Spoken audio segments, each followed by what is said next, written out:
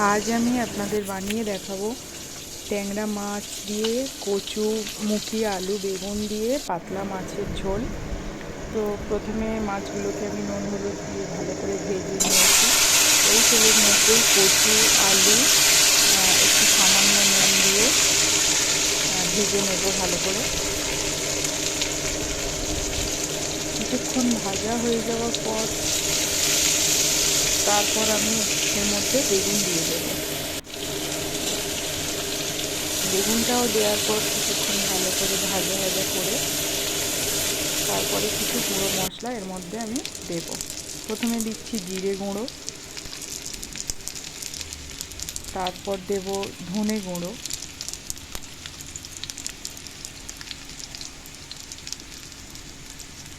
এবার আমি দেব হলুদ গুঁড়ো আর লঙ্কা গুঁড়ো, ঝাল লঙ্কার গুঁড়ো।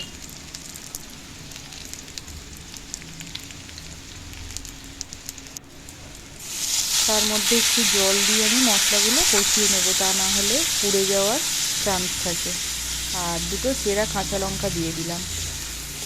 এরপর এটাকে ভালো করে কষিয়ে নিয়ে জল দেব।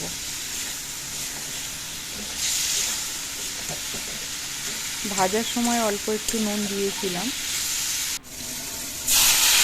তো তারপর যদি প্রয়োজন হয় একটু নুন দেব। এখন অ্যাড করে দিলাম আমি পরিমাণ মতো জল। যে যতটা ঝোল খাবেন সেই অনুযায়ী জলটা দিতে হবে। ঝোলটা ফোটা পর্যন্ত অপেক্ষা করব, তারপর মাছগুলো আস্তে আস্তে দিয়ে দেব।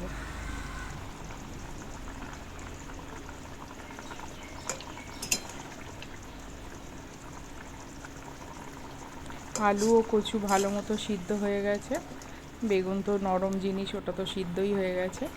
এরপর আমি ট্যাংরা মাছগুলো আস্তে আস্তে দিয়ে দিলাম।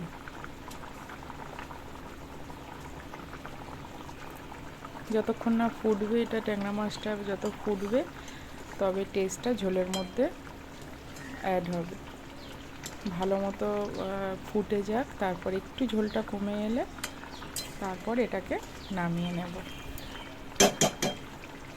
কেমন লাগলো আজকের রেসিপিটা জানিও তোমরা।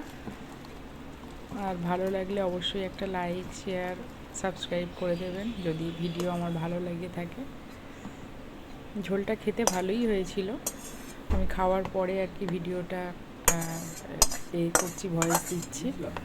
তো ভালো থাকবেন সবাই, টাটা।